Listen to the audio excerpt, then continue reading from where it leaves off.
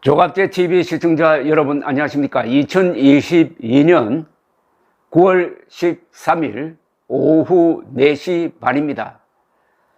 지난 5년 동안 문재인이 계급투쟁론적 반대한민국적 이념에 충실하면서 김정은에게 부하 노릇하는 과정에서 대한민국의 안보 조직, 안보 시스템이 망가지고 결국은 이게 북한이 핵무장 국가로 나갈 수 있도록 도와주고 우리는 치명적 안보 손실을 입었다. 따라서 지난 5년 동안 문재인은 김정은의 사실상 부하 노릇을 했다. 본인만 부하 노릇을 한 게 아니라 그 수하에 있는 국정원 그리고 국군까지 김정은에게 굴종하도록 만들었다. 지난 5년 동안 반역이 일어났다. 이 반역을 수사하고 책임자를 응징하는 것이 윤석열 정부에게 주어진 역사적 사명이다. 이렇게 생각하는 사람입니다. 요사이 드러나는 사실은 제가 말한 것이 맞다는 것이 계속 확인되고 있습니다. 2018년 평창올림픽, 그 다음에 문재인, 김정은이가 만나가지고 판문점에서 세계를 상대로 사기를 쳤습니다.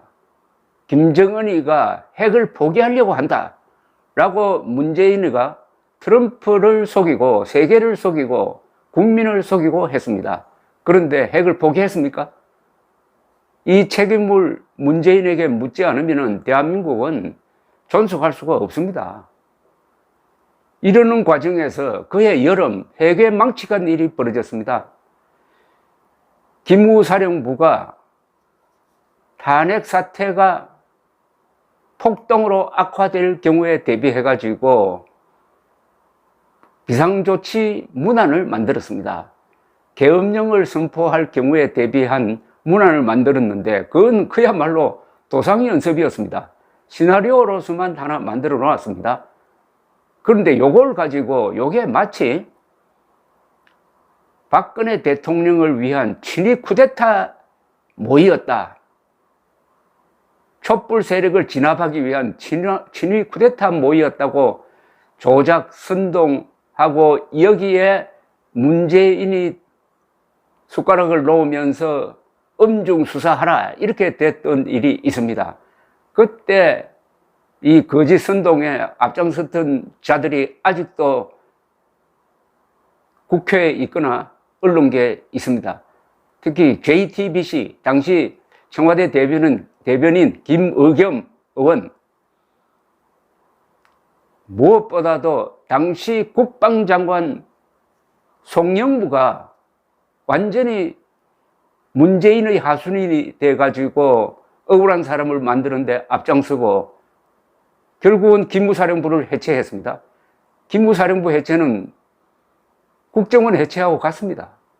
대한민국의 안보의 한 축을 맡았던 것이 기무사령부, 옛날 이름은 보안사령부, 그 옛날 이름은 특무대, 방첩대였습니다.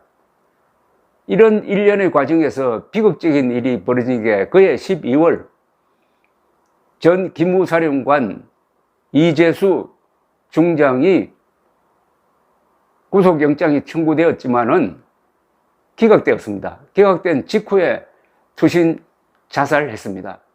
그때 이재수 전 기무사령관에게는 무슨 혐의가 주어졌느냐 하면은 2014년 세월호 사건 때 군 부대가 그 구조 작업에 투입이 되었습니다. 따라서 기무부대 요원들이 거기 가서 정보 수집 활동을 했는데 요걸 문재인이가 수사도 하기 전에 세월호 유족을 사찰한 것이다. 불법적이고 일탈행위다라고 미리 규정을 해버렸습니다. 그러니까 무리한 수사를 하다가 목숨을 끊도록 만든 이 일에 누가 책임진 사람이 있습니까? 이걸 규명하지 않고 이런 억울한 일을 당하고도 그냥 묵묵히 나아간다면 대한민국의 자선단체입니까, 이거? 오늘 보니까 그래도 국민의힘이 여기에 대해서 행동을 시작한 걸 보고 상당히 반가운 마음이 드는데, 이거는 윤석열 대통령이 챙겨야 됩니다. 윤석열 대통령도 이 부분에 상당한 책임이 있습니다. 당시 서울중앙지검장으로서 이재수 전 기무사령관 조사를 지휘했지 않습니까? 국민의힘은 내일 국군기무사령부, 현재는 이게 해체된 다음에 이름이 군사안보지원사령부로 애매모호하게 바뀌었습니다.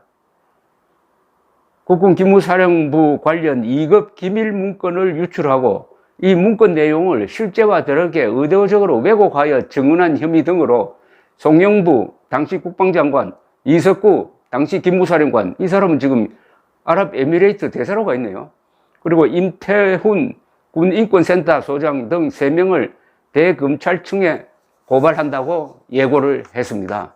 국민의힘 국가안보문란 실태조사 태스크포스 관계자는 조선일보 통화해가지고 14일 대검에 송영무, 이석구, 임태훈 등 3명을 직권남용죄, 군사기밀보호법 위반 혐의 등으로 고발할 것이라고 밝혔습니다. 이 여권과 군 당국에 따르면 국민의힘 TF는 고발장에서 이렇게 적시할 것이라고 합니다.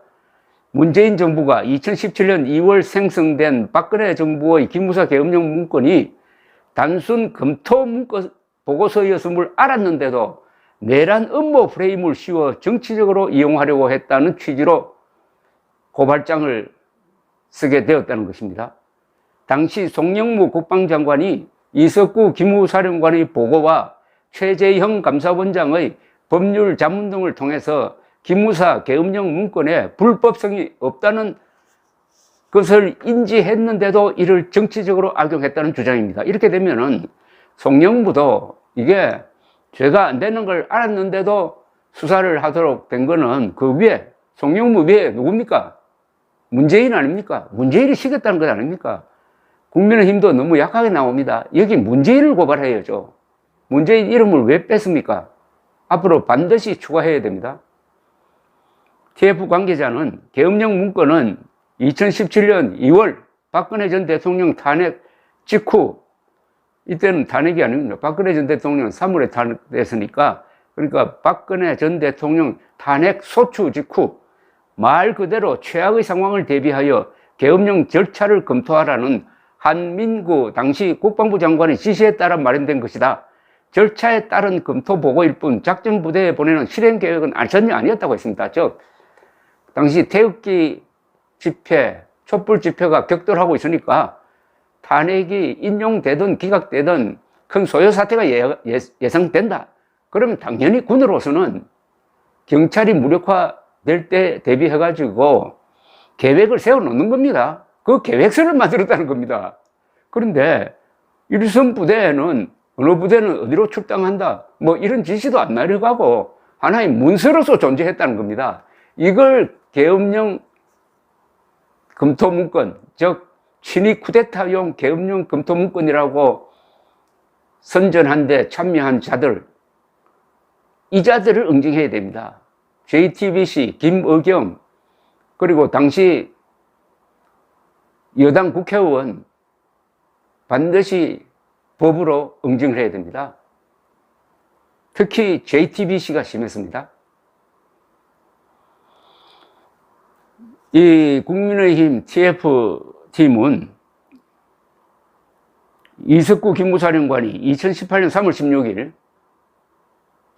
16일이면은, 잘 나갈 때네요. 한참 평창올림픽 할 때구만요. 그러니까 문재인 정권이 영구 집권이나 할 것처럼 승승장구할 때 이런 짓을 했다는 겁니다. 인간이란 게 얼마나 어리석은지 시간을 이길 수 없다는 것이 증명이 됩니다. 세월이 바뀌니까 제가 이렇게 큰 소리 치지 않습니까? 세월이 바뀌니까. 2018년 3월 16일 송영무 장관에게 계엄령 문건을 보고하자 송영무 장관이 당시 최재형 감사원장에게 법률 자문을 받도록 했다는 겁니다. 7월 9일 송영무 장관이 주재한 국방부 참모 간담회에서도 법조계 문의 결과 최악의 사태를 대비하기 위한 준비 계획에 문제가 없다는 입장이 나왔고, 장관도 마찬가지라고 생각했다는 겁니다. 송영무도 이건 문제가 안 된다고 했다는 겁니다. 2018년 8월 그런데 문재인 대통령 지시로 출범한 민군 합동수사단에서 어떤 짓을 했느냐. 3개월간 참고인 287명을 조사하고 90여 곳을 압수수색했으나 쿠데타 모의 혐의와 관련된 증거를 찾지 못했습니다. 육군본부가 기무사 과장 2명에게 징계를 내렸지만 올해 6월 30일 국방부 징계항고심의위원회에서 무혐의 처분이 내려졌습니다. 아무것도 아니었다는 이야기죠. 그런 사이에 이재수 전 기무사령관만 유탄을 맞고 목숨을 끊었습니다. TF 측은 2급 군사 기밀인 기무사 문건이 외부에 돌연 유출된 과정이 의심스럽다며 이 점도 수사해야 한다고 주장했습니다. 이 기무사 문건이 어떤 경로로 정치권이나 이 기밀 문건입니다. 또 민간한테 흘러갔는지를 이번에 조사를 해야 됩니다. 그러면 요 조작에 협조한 자들이 나오겠죠. 세월호 민간 사찰 관련 및 공판 절차상의 문제점도 제기했습니다. TF 측은 대검찰청에서 세월호 특별수사단을 편성하여 수사한 결과 유가족 불법 사찰은 없는 것으로 나왔다면서 그런데 군사법원은 최초 공소장과 다른 3번의 변경된 공소장으로 재판을 진행했다. 이는 불법 행위라고 주장했습니다. 이제는 군사법원에까지 혐의가 이어지고 있습니다. 생생하게 기억합니다. 이 사안에 대해서 2018년 7월 당시 해외 순방 중이던 문재인이 뭐가 급했는지 해외에서 특별 지시를 내립니다. 국방부 장관의 지휘를 받지 않는 특별 수사팀을 만들어가지고 이걸 수사하라 이럽니다. 국방부 장관을 젖혀버립니다.